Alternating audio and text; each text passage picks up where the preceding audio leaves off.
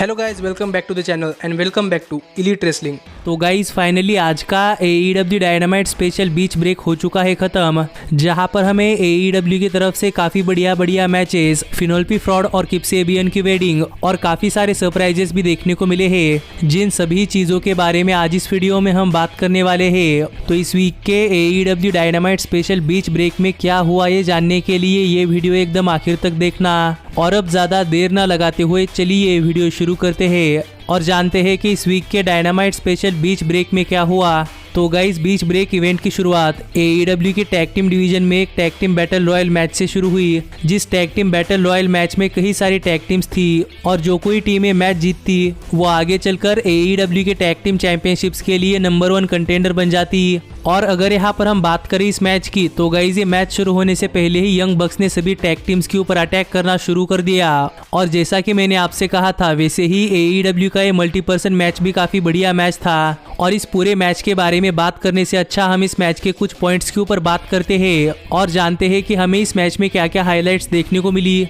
तो guys, surprisingly इस match के शुरुआत में इनर सर्कल के जेक हेगर, जुरासिक एक्सप्रेस के लुचासोरस और यंग बक्स के मैट जैक्सन एलिमिनेट हो गए। निक जैक्सन ने इस मैच में सैंटाना और ओर्टिज को एलिमिनेट किया, जिसके बाद इस मैच के आखिर में गुड ब्रदर्स भी रिंगसाइड पर आकर खड़े हो गए। और यहाँ पर गुड ब्रदर्स के डिस्ट्रैक्शन के चलते प्राइवेट पार्टी तो एलिमिनेट हुई ही, पर गुड ब्रदर्स के डिस्ट्रैक्शन के चलते एक्सीडेंटली यंग बक्स भी इस मैच से एलिमिनेट हो गए, जिससे यह क्लियर हो गया कि inner circle, Jurassic express, top flight और द क्लेम में से ही कोई एक यंग बक्स को उनके वर्ल्ड टैग टीम चैंपियनशिप के लिए AEW रेवोल्यूशन पेपर-व्यू में चैलेंज करेगा। जिससे मुझे ऐसा लग रहा था कि जुरासिक एक्सप्रेस ये मैच जीत सकती है, पर पूरी की पूरी इनर सर्कल ने मिलकर जंगल बॉय को भी इस मैच से एलिमिनेट कर दिया। जिसके बाद एक टाइम के लिए सैमी गेवेरा और MJF एक दूसरे के आमने सामने आ गए और जब मैक्स कैस्टर ने MJF को पकड़ा, तब सैमी गेवेरा MJF के ऊपर अटैक करने के लिए गए, पर एक्सीडेंटली सैमी गेवेरा ने मैक्स कैस्टर के ऊपर ही अटैक कर दिया। जिसके बाद में मैक्स कैस्टर और MJF दोनों ही एक दूसरे को इस मैच में एलिमिनेट करने के चलते एलिमिनेट हो गए और इनके अंदर फाइनल 3 बचे थे क्रिस जेरिको, सैमी गेवेरा और डांटे मार्टिन। पर जब डांटे सैमी गेवेरा को एलिमिनेट करने के लिए गए, तब क्रिस जेरिको मौके का फायदा उठाकर डांटे मार्टिन को एलिमिनेट करने के लिए गए, पर डांटे मार्टिन के जगह एक्सीडेंटली सैमी गेवेरा ही इस मैच से एलिमिनेट हो गए, जिसके ऊपर सैमी गेवेरा बहुत ज्यादा गुस्सा थे। पर इस मैच के आखिर में क्रिस जेरिको ने डांटे मार्टिन को भी इस मैच से एलिमिनेट कर दिया, जिससे कि अब क्रिस जेरिको और MJF बन चुके हैं AEW के वर्ल्ड टैग टीम चैंपियनशिप्स के लिए नंबर 1 कंटेंडर्स। और अब क्रिस जेरिको और MJF आगे चलकर AEW के रेवोल्यूशन पेपर-व्यू में यंग बक्स के वर्ल्ड टैग टीम चैंपियनशिप्स के लिए चैलेंज करने वाले हैं। पर इसके बाद हमें जेड कारगिल के लिए एक हाइप वीडियो देखने को मिला, जिसके बाद टोनी शिवानी रिंग के अंदर डार्बी एलन और स्टिंग का इंटरव्यू ले रहे थे। और इस इंटरव्यू में हमें पता चला कि नेक्स्ट वीक डार्बी एलन अपनी TNT चैंपियनशिप जोई जेनेला के अगेंस्ट डिफेंड करने वाले हैं। पर इसके बाद जैसे ही टोनी शिवानी स्टिंग का इंटरव्यू लेने के लिए गए, तब टीम टैज ने फिर एक बार इस इंटरव्यू में इंटरफेयर किया और इस बार बात करते हुए टैज ने बताया कि लास्ट वीक टीम टैज ने AEW के शॉपकीपर्स के ऊपर अटैक किया था, जिससे कि इस वीक AEW टीम टैज को रिंग के अंदर नहीं आने दे रही। पर नेक्स्ट वीक डार्बी एलन के मैच के दौरान टीम टैज रिंग साइड पर खड़े रहेंगे। जो बात यहाँ पर टैज ने कही, पर यहाँ पर स्टिंग के ऊपर बात करते हुए रिकी स्टार्स ने कहा कि रिकी स्टार्स को स्टिंग के अंदर स्टिंगर नहीं दिखाई दे रहा। जो बात कहकर रिकी स्टार्स ने स्टिंग का कॉन्फिडेंस लो करने की कोशिश की, पर इसका जवाब देते हुए स्टिंग ने कहा कि नेक्स्ट वीक स्टिंग भी डार्बी एलन के मैच के दौरान रिंग साइड पर खड़े रहेंगे और स्टिंग ये मेक श्योर करेंगे कि कोई इस मैच में इंटरफेयर ना करे। पर जहाँ तक बात है रियल स्टिंगर की, तो फिर रिकी स्टार्स को रेवोल्यूशन पेपर-व्यू में पता चल जाएगा कि स्टिंग में अब भी रियल स्टिंगर बाकी है। जो बात कहकर डार्बी एलन और स्टिंग यहाँ से चले गए, जिसके बाद हमें ब्रिट बेकर और थंडर रोजा के लिए एक हाइप वीडियो देखने को मिला। और इसके बाद डायनामाइट शो पर ब्रिट बेकर और थंडर रोजा का मैच हुआ, जिस मैच के पहले ही थंडर रोजा ने रेबा के ऊपर अटैक कर ये मेक श्योर किया कि रेबा इस मैच के अंदर इंटरफेयर ना करे। और इसके बाद ये मैच शुरू हुआ। और अगर यहाँ पर हम बात करें इस मैच की, तो गाइस जैसा कि मैंने आपसे कहा था, वैसे ही ये मैच एक काफी बढ़िया मैच और एक देखने लायक मैच था। और इस मैच से ये भी प्रूव हो गया कि AEW की विमेंस डिवीजन सच में एक टैलेंटेड विमेंस डिवीजन है, लेकिन उन्हें सिर्फ टेलीविजन पर टीवी टाइम की जरूरत है। और यहाँ पर डॉक्टर ब्रिट बेकर और थंडर रोजा को कुछ बढ़िया टीवी टाइम मिला, जिससे कि हमें ये एक काफी बढ़िया मैच देखने को मिला है। लेकिन अगर यहाँ पर हम बात करें इस मैच की विनर की, तो गाइस इस मैच के आखिर में रेबा ने टर्म बकल एक्सप्लोड कर दिया, जिसके ऊपर ब्रिट बेकर ने थंडर रोजा को फेंका। और इस अटैक के बाद थंडर रोजा एक तरीके से नॉकआउट हो चुकी थी, पर फिर भी थंडर रोजा के ऊपर अपना सबमिशन मुंह लगाकर ब्रिट बेकर सबमिशन के सहारे ये मैच जीत चुकी है। पर इसके बाद हमने देखा कि last week Matt Hardy Hangman Page के पास गए थे और मैट हार्डी चाहते थे कि हैंगमैन पेज और मैट हार्डी मिलकर केओस प्रोजेक्ट से ब्रॉडी ली जूनियर के बर्थडे का बदला ले, क्योंकि केओस प्रोजेक्ट ने ब्रॉडी ली जूनियर का बर्थडे रुइन कर दिया था। इसीलिए मैट हार्डी केओस प्रोजेक्ट से ब्रॉडी ली जूनियर का बदला लेना चाहते थे और इसी के चलते मैट हार्डी हैंगमैन पेज के साथ एक टैग टीम मैच में केओस प्रोजेक्ट को फेस करना चाहते थे। पर हैंगमैन पेज ने कहा कि हैंगमैन पेज आज के बाद किसी भी टैग टीम में नहीं रहने वाले। पर मैट हार्डी ने हैंगमैन पेज को ये कहकर कन्विंस कर लिया कि ये सिर्फ एक टाइम के लिए है,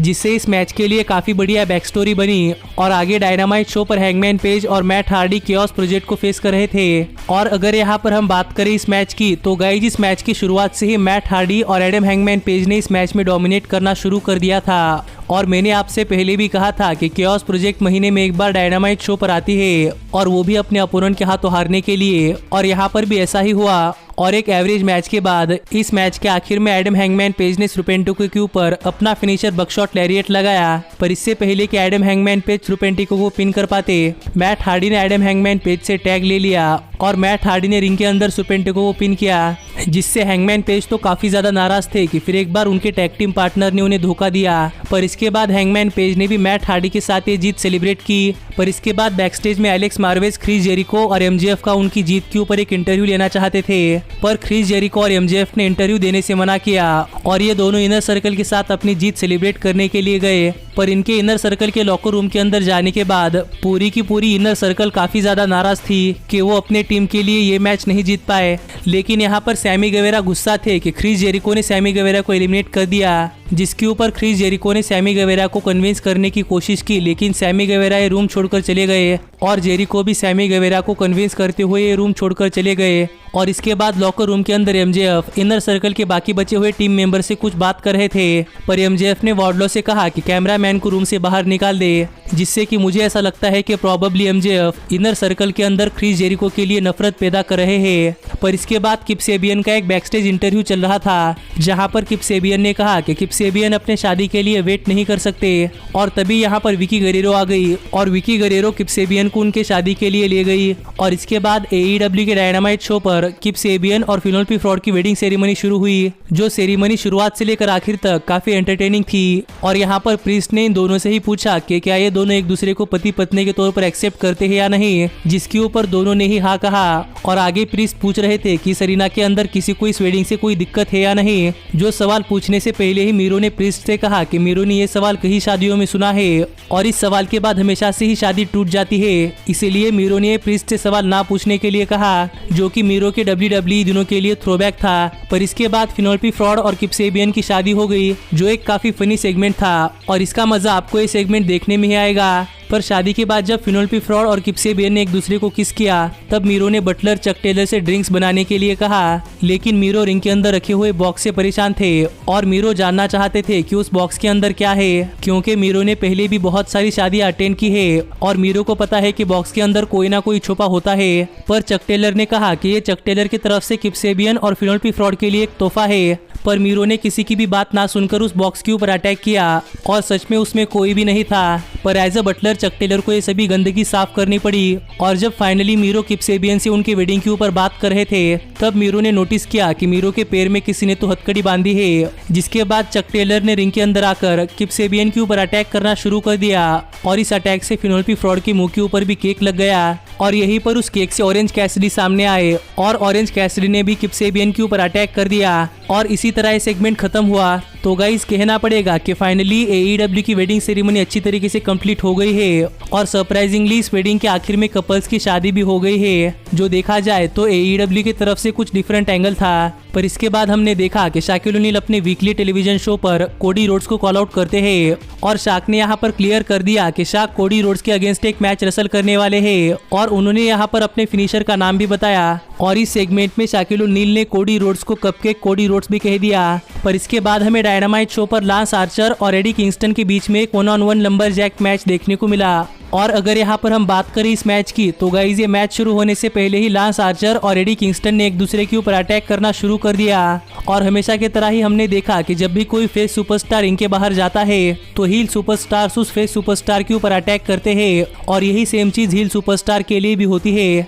और वैसे ही यहाँ पर रिंग साइड पर खड़े हुए सभी सुपरस्टार्स ने कई बार लांस आर्चर और एडी किंगस्टन के ऊपर अटैक किया और एक टाइम के लिए जब सभी लंबर जैक्स के बीच में ही ब्रॉल हुआ तब लांस आर्चर ने सभी लंबर जैक्स के ऊपर एक टॉप रोप डाइव भी लगाई जो देखने के लिए तो बहुत ही शॉकिंग स्पॉट था। पर इस सब के बाद अगर यहाँ पर हम बात करें इस मैच की विनर की तो गाइज एक काफी बढ़िया मैच के बाद जब लांस आर्चर एडी किंगस्टन के ऊपर अपना फिनिशर लगाने के लिए गए तब बनी ने इस मैच में इंटरफेयर किया और लांस आर्चर गुस्से में बनी के ऊपर ही अपना फिनिशर लगाने के लिए तैयार थे और यही मौके का फायदा उठाकर एडी किंगस्टन ने लांस आर्चर के ऊपर अपना फिनिशर लगाया जिसके ऊपर लांस आर्चर ने किक आउट कर दिया। पर फाइनली बुचर और ब्लेड रिंग के अंदर एक टेबल लेकर आए पर इससे पहले कि बुचर और ब्लेड उस टेबल के थ्रू लांस आर्चर को फेंकते रिंग साइड पर खड़े हुए सभी लंबर जैक्स रिंग के अंदर आ गए और सभी ने मिलकर बुचर और ब्लेड के ऊपर अटैक करना शुरू कर दिया। पर इस पूरे ब्रॉल के बाद फाइनली लांस आर्चर ने एडी किंगस्टन के ऊपर अपना फिनिशर लगाया और यहाँ पर एडी किंगस्टन को पिन कर लांस आर्चर ये मैच जीत चुके हैं। और मुझे ऐसा लगता है कि प्रोबेबली इसके बाद इन दोनों ही सुपरस्टार्स की स्टोरी लाइन खत्म हो चुकी है।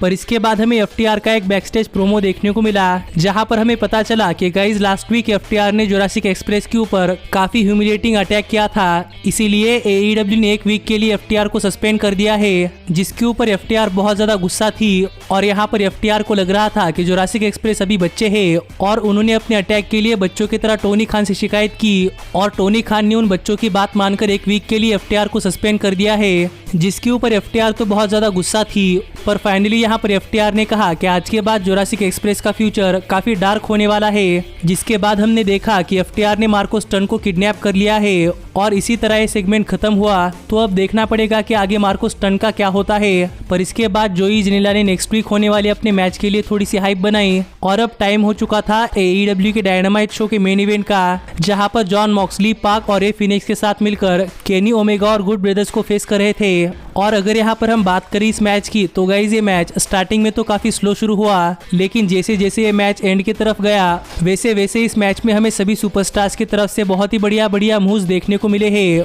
और एक मेन इवेंट के हिसाब से इस मैच को काफी ज्यादा टाइम दिया गया था और कहना पड़ेगा कि इस मैच ने अपने हाइप के ऊपर डिलीवर भी किया है। लेकिन अगर यहाँ पर हम बात करें इस मैच की विनर की तो गाइज पाक और रे फिनिक्स के काफी बढ़िया परफॉर्मेंस के चलते एक टाइम के लिए ऐसा लग रहा था कि केनी ओमेगा ये मैच हार सकते हैं। पर फाइनली इस मैच के आखिर में गुड ब्रदर्स ने रे फिनिक्स के ऊपर अपना फिनिशर लगाया और यहाँ पर रे फिनिक्स को पिन कर गुड ब्रदर्स ये मैच जीत चुके हैं। लेकिन गाइज ये मैच खत्म होने के बाद भी गुड ब्रदर्स और केनी ओमेगा रे फिनिक्स के ऊपर अटैक कर रहे थे और यहाँ पर रे फिनिक्स को बचाने के लिए जॉन मॉक्सली आ गए। पर नंबर्स गेम के एडवांटेज के चलते जॉन मॉक्सली भी कुछ नहीं कर पाए और यही जॉन मॉक्सली को बैकअप देने के लिए लांस आर्चर भी आ गए, जिसके बाद फाइनली जॉन मॉक्सली और केनी ओमेगा एक दूसरे के आमने सामने आ गए। पर इससे पहले कि जॉन मॉक्सली कुछ कर पाते किसी ने पीछे से जॉन मॉक्सली के ऊपर अटैक कर दिया और वो कोई और नहीं बल्कि न्यू जापान प्रो रेसलिंग के सुपरस्टार केंटा थे, जिनके हाल फिलहाल में न्यू जापान प्रो रेसलिंग में जॉन मॉक्सली के साथ राइवलरी चल रही है, जिन्हें देखकर तो मैं सरप्राइज ही हो गया।